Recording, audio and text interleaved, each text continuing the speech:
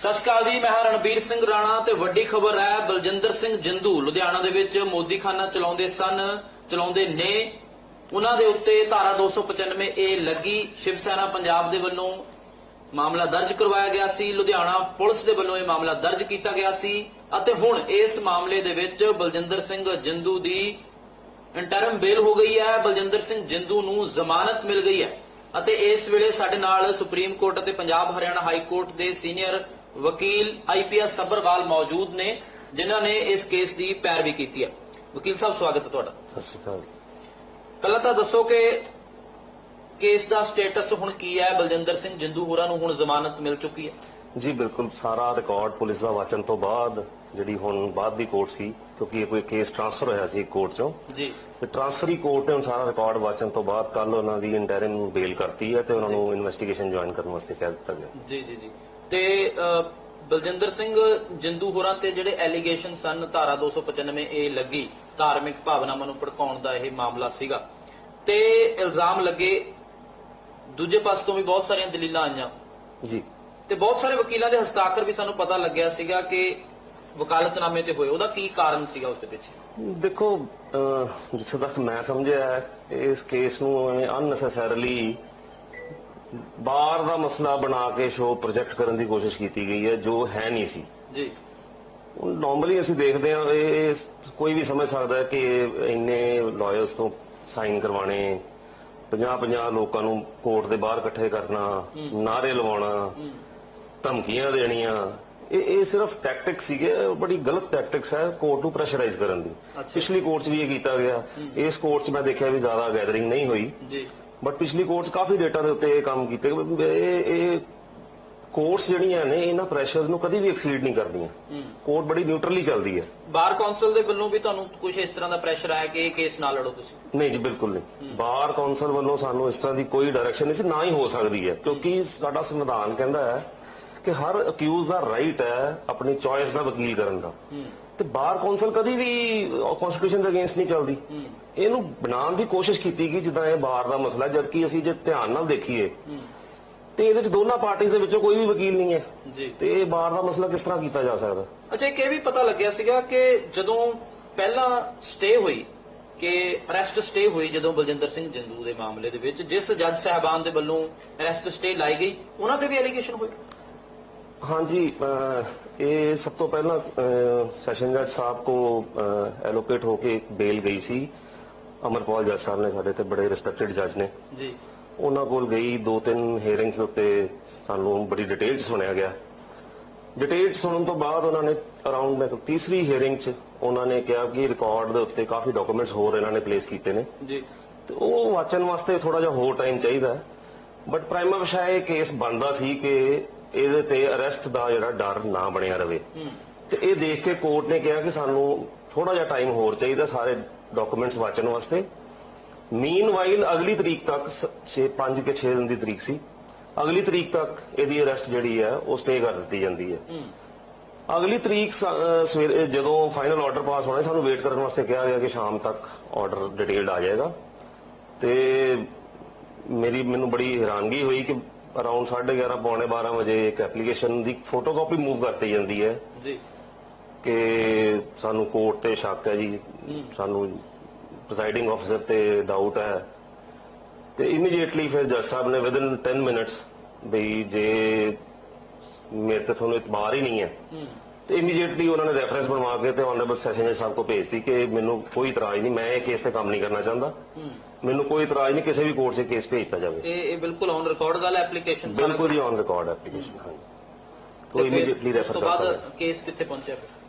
देखो 2 दिन बाद रेफरेंस गई सेशन जज साहब को जी, तो सेशन जज साहब ने बिल्कुल नेक्स्ट डे ही मतलब कल उन्होंने भेजती दूसरी कोर्ट श्री मनीष अरोड़ा जी की कोर्ट सुनवाई वास्ते।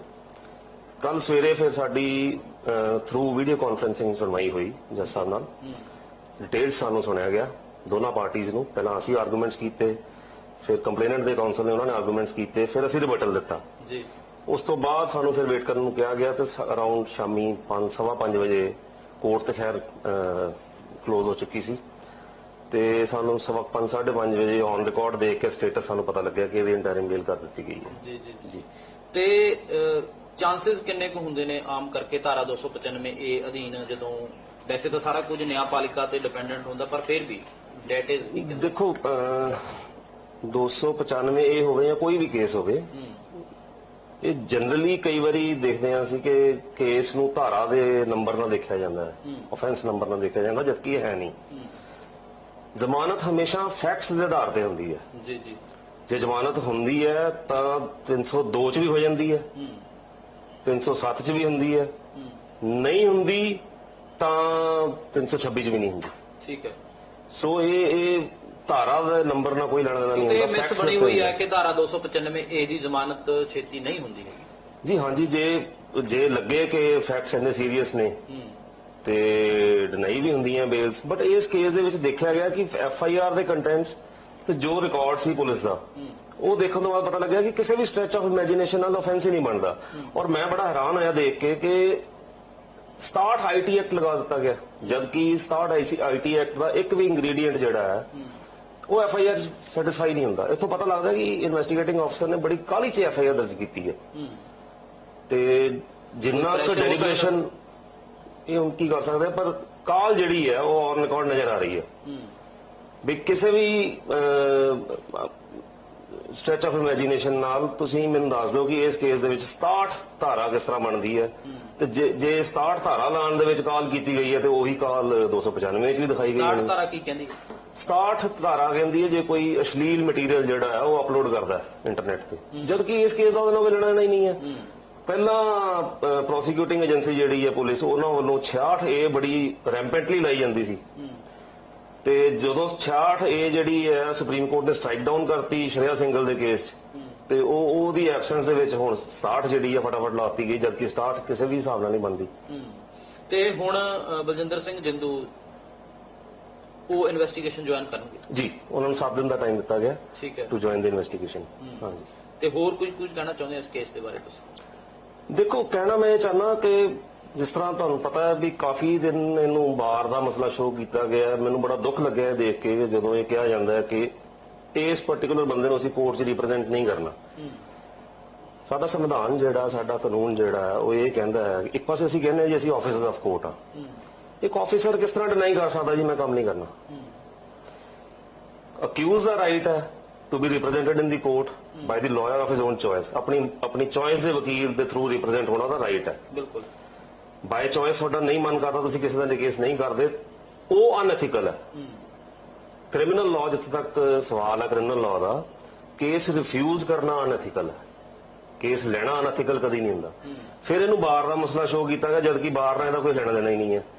ਇੱਕ ਵੀ ਸੀਨੀਅਰ ਲਾਇਰ ਮੈਨੂੰ ਦੱਸ ਦਿਓ ਅੱਛੀ ਸਟੈਂਡਿੰਗ ਵਾਲਾ ਜਿਹੜਾ ਇਸ ਪ੍ਰੋਟੈਸਟ ਦੇ ਵਿੱਚ ਕੋਰਟ ਦੇ ਬਾਹਰ ਜਿਹੜਾ ਪ੍ਰੋਟੈਸਟ ਹੋਇਆ ਕਿ ਵਕਾਲਤਨਾਮੇ 50 ਬੰਦੇ ਦਾ, ਤੁਸੀਂ ਮੈਨੂੰ ਦੱਸੋ ਜੀ ਕਿਹੜਾ ਨਾਰਮਲ ਬੰਦਾ ਜਿਹੜਾ ਉਹ ਕੋਰਟ 'ਚ ਆਪਣਾ ਕੇਸ ਕਰਾਉਣ ਲੱਗਿਆ 50 ਵਕੀਲ ਇੰਗੇਜ ਕਰਦਾ?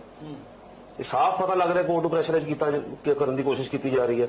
ਔਰ ਮੈਨੂੰ ਬੜੀ ਖੁਸ਼ੀ ਹੈ ਇਸ ਗੱਲ ਦੀ ਕਿ ਨਾ ਪ੍ਰੈਡੀਸੈਸਰ ਕੋਰਟ ਨੇ ਤੇ ਨਾ ਸਕਸੈਸਰ ਕੋਰਟ ਨੇ ਇਸ ਪ੍ਰੈਸ਼ਰ ਨੂੰ ਫੀਲ ਕੀਤਾ ਤੇ ਨਾ ਮੰਨਿਆ, ਔਰ ਬਿਲਕੁਲ ਨਿਊਟਰਲ ਹੋ ਕੇ ਫੈਸਲਾ ਦਿੱਤਾ ਹੈ, ਤੇ ਅਸੀਂ ਵੈਲਕਮ ਕਰਦੇ ਹਾਂ ਜੀ ਇਸ ਫੈਸਲੇ ਨੂੰ।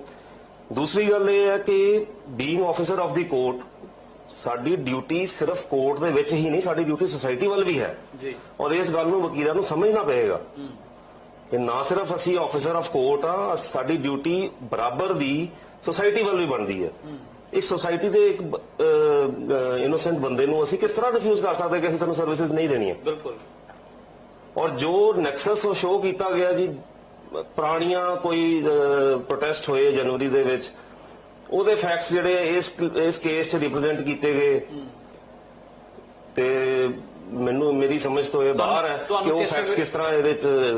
ਤੁਹਾਨੂੰ ਕਿਸੇ ਵੇਲੇ ਲੱਗਿਆ ਕਿ ਮੈਨੂੰ ਸ਼ਾਇਦ ਇਹ ਕੇਸ ਨਹੀਂ ਸੀ ਲੜਨਾ ਚਾਹੀਦਾ, ਜਾਂ ਜਿਸ ਤਰ੍ਹਾਂ ਦਾ ਪ੍ਰੈਸ਼ਰ ਤੁਹਾਡੇ ਤੇ ਬਿਲਡ ਅਪ ਕਰਨ ਦੀ ਕੋਸ਼ਿਸ਼ ਕੀਤੀ ਗਈ ਕਿ ਪਿੱਛੇ ਹਟ ਜਾਣਾ ਚਾਹੀਦਾ ਸੀ? ਨਹੀਂ ਜੀ, ਨਹੀਂ, ਬਿਲਕੁਲ ਨਹੀਂ। ਨਾ ਮੈਂ ਤੇ ਨਾ ਕੋਰਟ ਨੇ ਕਿਸੇ ਵੀ ਗੱਲ ਦਾ ਪ੍ਰੈਸ਼ਰ ਫੀਲ ਕੀਤਾ ਜੀ, ਤੇ ਬਿਲਕੁਲ ਇਹ ਨਿਊਟਰਲੀ ਕੇਸ ਲੜਿਆ ਗਿਆ। ਬਣਦੀ ਸੀ ਜ਼ਮਾਨਤ, ਫੈਕਟਸ ਬੜੇ ਡਿਸਟੋਰਟਡ ਸੀ ਜੋ ਆਰਗੂ ਕੀਤੇ ਗਏ, ਪਰ ਦੂਜੀ ਧਿਰ ਨੇ ਕੋਸ਼ਿਸ਼ ਜ਼ਰੂਰ ਕੀਤੀ ਜੀ। ਬਿਲਕੁਲ, ਮਤਲਬ ਇੰਨੀ ਗੈਦਰਿੰਗ ਕਰਨੀ, ਕੋਰਟ ਦੇ ਬਾਹਰ ਹੁੱਲੜਬਾਜੀ ਕਰਨੀ, ਨਾਰੇ ਲਾਣੇ, ਧਮਕੀ ਦੇਣੀ, ਸੋਸ਼ਲ ਮੀਡੀਆ ਤੇ ਵੀਡੀਓਜ਼ ਬਣਾ ਪਾਈਆਂ ਗਈਆਂ। ਈਵਨ ਮੈਨੂੰ ਇੱਕ ਅੱਧੀ ਕਾਲ ਵੀ ਆਈ ਇੱਕ ਵਾਰੀ ਲੇਟ ਨਾਈਟ ਅਨਨੋਨ ਬੰਦੇ ਦਾ ਕਿ ਜੀ ਤੁਹਾਨੂੰ ਸ਼ਰਮ ਆਣੀ ਚਾਹੀਦੀ, ਤੁਸੀਂ ਇਹਦਾ ਕੇਸ। ਮੈਂ ਕਿਹਾ ਜੀ ਤੁਹਾਨੂੰ ਤਾਂ ਫੈਕਟਸ ਬਾਰੇ ਹੀ ਨਹੀਂ ਪਤਾ, ਤੁਸੀਂ ਮੈਨੂੰ ਕਿਸ ਤਰ੍ਹਾਂ ਕਹਿ ਰਹੇ ਹੋ ਮੈਨੂੰ ਕੇਸ ਕਰਨਾ ਚਾਹੀਦਾ ਜਾਂ ਨਹੀਂ ਕਰਨਾ ਚਾਹੀਦਾ? ਮੇਰੇ ਤੋਂ ਜ਼ਿਆਦਾ ਐਥਿਕਸ ਮੇਰੇ ਕੋਈ ਤੀਸਰਾ ਬੰਦਾ ਨਹੀਂ ਜਾਣਦਾ। ਆਈ ਐਮ ਨਾਟ ਗਵਰਨਡ ਬਾਈ ਮੈਂ 15 20 30 35 40 ਵਕੀਲਾਂ ਨਾਲ ਮੈਂ ਗਵਰਨ ਨਹੀਂ ਹੁੰਦਾ। ਇਹ ਨਹੀਂ ਮੈਨੂੰ ਗਵਰਨ ਕਰਦੇ, ਮੈਨੂੰ ਗਵਰਨ ਕਰਦੀ ਬਾਰ ਕਾਉਂਸਲ। ਸਾਡੀ ਡਿਸਪਲਿਨਰੀ ਜਿਹੜੀ ਅਥਾਰਟੀ ਹੈ ਬਾਰ ਕਾਉਂਸਲ ਹੈ। ਮੈਂ ਕਿਹਾ ਜੀ ਮੈਨੂੰ ਕੋਰਟ ਕਵੇ ਤੁਸੀਂ ਕੇਸ ਨਾ ਕਰੋ, ਮੈਨੂੰ ਬਾਰ ਕਾਉਂਸਲ ਕਵੇ ਤੁਸੀਂ ਕੇਸ ਨਾ ਕਰੋ, ਤੇ ਮੈਂ ਛੱਡ ਦਿੰਦਾ।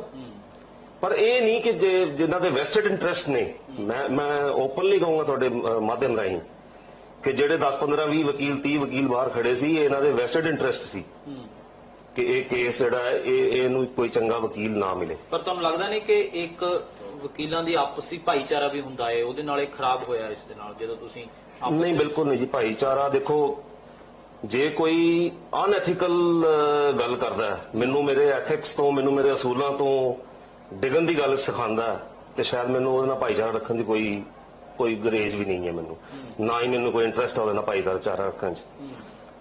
ਮੇਰਾ ਭਾਈਚਾਰਾ ਬੜੇ ਅੱਛੇ ਸੀਨੀਅਰ ਵਕੀਲਾਂ ਨਾਲ ਹੈ, ਮੇਰਾ ਭਾਈਚਾਰਾ ਹਾਈ ਕੋਰਟ ਦੇ ਲਾਇਰਸ ਨਾਲ ਹੈ, ਮੇਰਾ ਭਾਈਚਾਰਾ ਸੁਪਰੀਮ ਕੋਰਟ ਲਾਇਰਸ ਨਾਲ ਹੈ। ਮੈਨੂੰ ਕਿਸੇ ਨੇ ਨਹੀਂ ਕਿਹਾ ਕਿ ਤੁਸੀਂ ਗਲਤ ਕਰ ਰਹੇ ਹੋ। ਠੀਕ ਹੈ।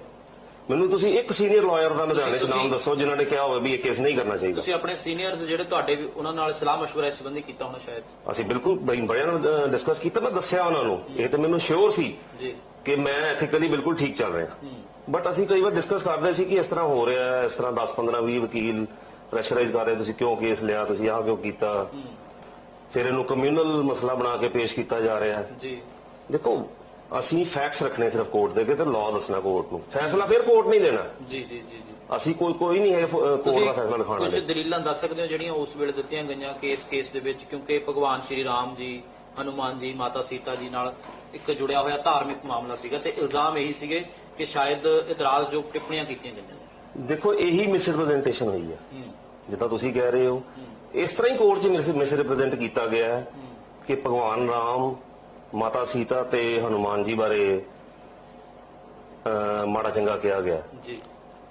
ਔਰ 295 ਵੀ ਇਹੀ ਕਹਿੰਦੀ ਹੈ ਕਿ ਤੁਹਾਡੀ ਡਾਇਰੈਕਟ ਇਨਸਲਟ ਜਿਹੜੀ ਹੈ ਕਿਸੇ ਰਿਲੀਜਨ ਨੂੰ ਹੋਣੀ ਚਾਹੀਦੀ ਹੈ, ਜੋ ਇਸ ਵੀਡੀਓ 'ਚ ਹੈ ਹੀ ਨਹੀਂ ਸੀ।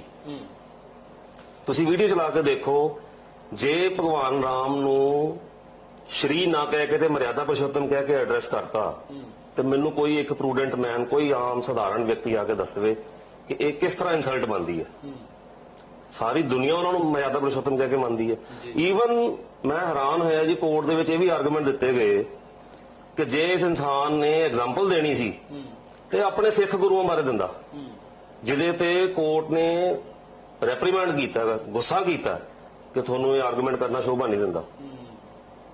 ਤੇ ਸਾਡੀ ਆਰਗੂਮੈਂਟ ਨਹੀਂ ਸੀਗੀ, ਇਹਨੂੰ ਕਮਿਊਨਲ ਬਣਾਉਣ ਦੀ ਕੋਸ਼ਿਸ਼ ਕੀਤੀ ਗਈ ਹੈ। ਬਿਲਕੁਲ ਕਮਿਊਨਲ ਬਣਾਉਣ ਦੀ ਕੋਸ਼ਿਸ਼ ਕੀਤੀ ਜਾ ਰਹੀ ਹੈ, ਜਦਕਿ ਹਿੰਦੂ ਸਿੱਖ ਭਾਈਚਾਰੇ ਦਾ ਇਸ ਕੇਸ ਨਾਲ ਕੋਈ ਲੈਣਾ ਦੇਣਾ ਨਹੀਂ ਹੈ। ਇਹਦੇ ਵਿੱਚ ਕੁਝ ਇਨਸਲਟਿੰਗ ਗੱਲ ਨਹੀਂ ਹੈ। ਮੈਂ ਤੁਹਾਨੂੰ ਫੇਰ ਕਹਿ ਰਿਹਾ, ਇਹ FIR ਜਿਹੜੀ ਹੈ ਵੈਸਟਡ ਇੰਟਰਸਟ ਕਰਕੇ ਫਾਈਲ ਕੀਤੀ ਗਈ ਹੈ, ਤੇ ਇਨ ਦੀ ਨੀਅਰ ਫਿਊਚਰ ਅਸੀਂ ਇਹਦੀ ਕੁਐਸ਼ਨਿੰਗ ਵਾਸਤੇ ਵੀ ਜਾਵਾਂਗੇ ਹਾਈ ਕੋਰਟ। ਬਹੁਤ ਧੰਨਵਾਦ IPS ਸੱਭਰਵਾਲ ਸਾਹਿਬ, ਐਡਵੋਕੇਟ ਸਾਹਿਬ, ਜਿਨ੍ਹਾਂ ਨੇ ਇਹ ਕੇਸ ਦੀ ਪੈਰਵਾਈ ਕੀਤੀ, ਕੇਸ ਲੜਿਆ, ਤੇ ਹੁਣ ਬਲਜਿੰਦਰ ਸਿੰਘ ਜੰਦੂ ਹੋਰਾਂ ਨੂੰ ਇੰਟਰਮ ਜ਼ਮਾਨਤ ਜਿਹੜੀ ਹੈ, ਇੰਟਰਮ ਬੇਲ ਉਹ ਮਿਲ ਚੁੱਕੀ ਹੈ, ਤੇ ਉਹ ਆਉਣ ਵਾਲੇ ਦਿਨਾਂ ਦੇ ਵਿੱਚ ਇਨਵੈਸਟੀਗੇਸ਼ਨ ਜੁਆਇਨ ਕਰਨ ਲਈ ਵੀ ਉਹਨਾਂ ਨੂੰ ਕਿਹਾ ਗਿਆ ਹੈ। ਪਰ ਇਸ ਨੂੰ ਜਿਹੜੀ ਰੰਗਤ ਦਿੱਤੀ ਗਈ ਸੀਗੀ ਉਹ ਜ਼ਰੂਰ ਕਮਿਊਨਲ ਦਿੱਤੀ ਗਈ ਸੀਗੀ, ਪਰ ਅਜਿਹਾ ਨਹੀਂ ਹੈ ਜਿਸ ਢੰਗ ਦੇ ਨਾਲ ਇਹ ਕੇਸ ਦੇ ਵਿੱਚ ਹੁਣ ਤੱਕ ਸਾਹਮਣੇ ਆਇਆ। ਤੇ ਫਿਲਹਾਲ ਕੈਮਰਾਮੈਨ ਪਰਵਿੰਦਰ ਦੇ ਨਾਲ ਰਣਵੀਰ ਸਿੰਘ ਰਾਣਾ।